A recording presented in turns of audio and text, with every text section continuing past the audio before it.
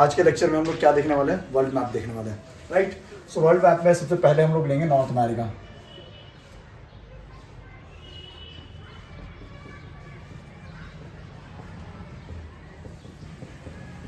हम लोग पहले सीखेंगे नॉर्थ अमेरिका को लर्न करना सीखेंगे।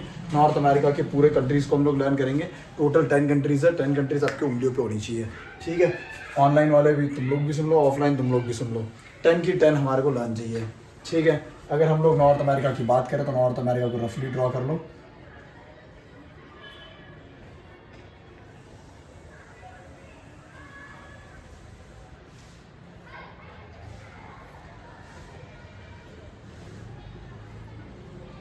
ठीक है, इसमें ये वाला जो पार्ट है दैट इज़ अलास्का, जो कि यूएसए का पार्ट है।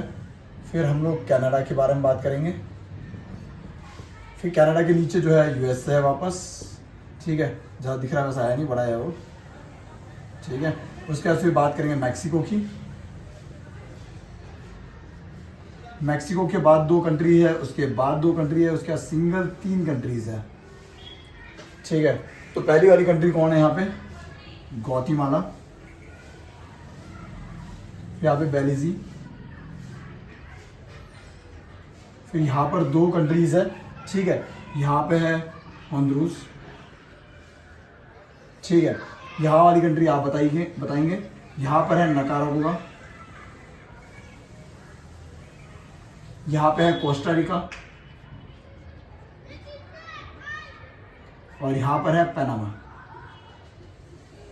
ये वाले कंट्री का नाम आप लोग कमेंट सेक्शन में बताएंगे, ठीक है। अगर आप लोग अभी कमेंट सेक्शन में डाल सकते हो कमेंट सेक्शन में डाल दीजिए, राइट। और बताइए यहाँ पे कौन सी कंट्री है, कमेंट सेक्शन में बताइए जल्दी से।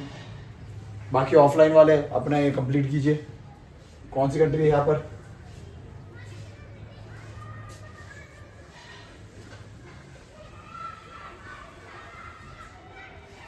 पता चला किसी को, right, El Salvador,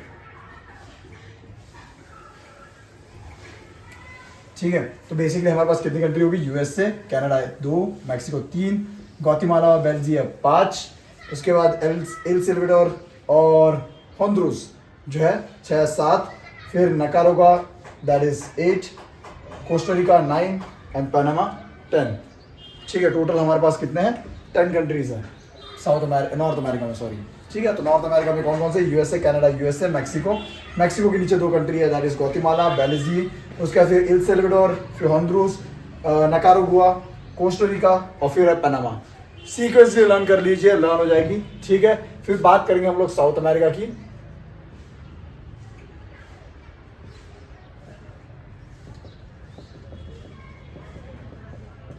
south America का भी रफ डायग्राम बना लीजिए, साउथ अमेरिका कैसे दिखता है।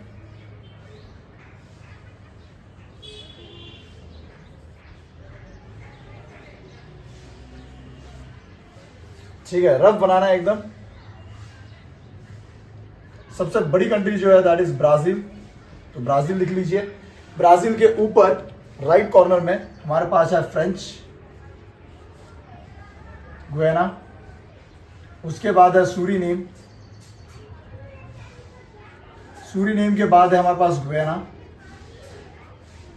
ठीक है। तो हम लोग कैसे याद रख सकते हैं, फ्रेंच गुयाना, उसके बाद सूरीनेम, हमारे इधर सरनेम होता है, उनके इधर सूरीनेम होता है, सूरीनेम के बाद है गुयाना के बाद हम लोग देखेंगे कौन सी कंट्री है, वेनेजुला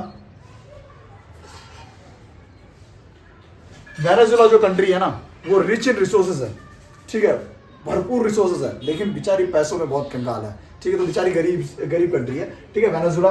उसके बाद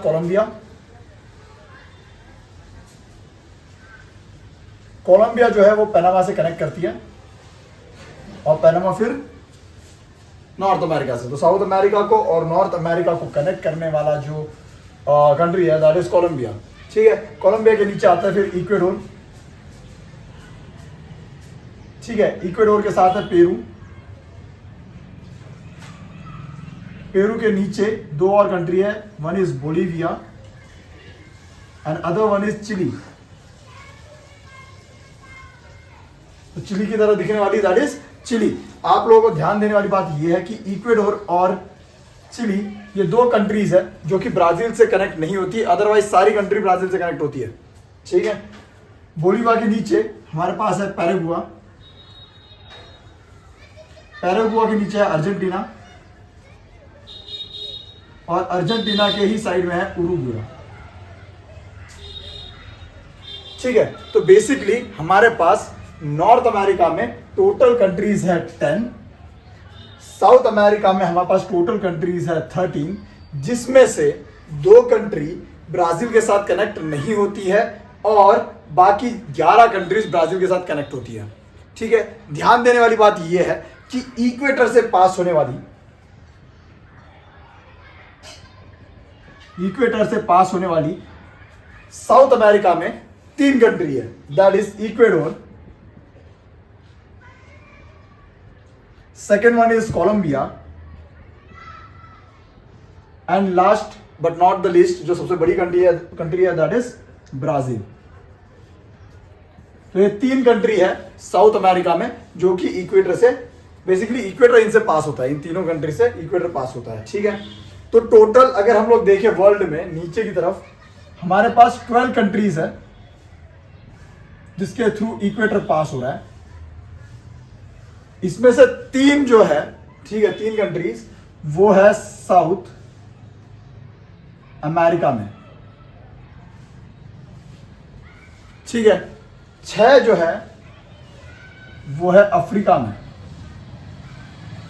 और 3 जो है वो आइलैंड्स हैं। ये हम लोग अगले वाले लेक्चर में देखने वाले हैं, लेकिन तब तक के लिए आपका होमवर्क ये है कि 3 तो आपको पता चल गई है, इक्वेडोर, कोलंबिया और ब्राजील। आप लोगों को 6 अदर कंट्रीज को ढूंढना है और 3 आइलैंड्स ढूंढना है जिसके थ्रू इक्वेटर पास हो रहा है। ठीक है, ये आप लोगों का टास्क है आज का। ठीक है, बाकी जो है हमारा अफ्रीका, एशिया और रशिया और बाकी जो कॉन्टिनेंट्स है, ऑस्ट्रेलिया, इन सब के बारे में हम लोग कल वाले लेक्चर में पढ़ेंगे। नेक्स्ट लेक्चर जो भी होगा उसमें हम लोग देखेंगे। ठीक है, होपफुली आप लोगों को ये याद हो गया होगा।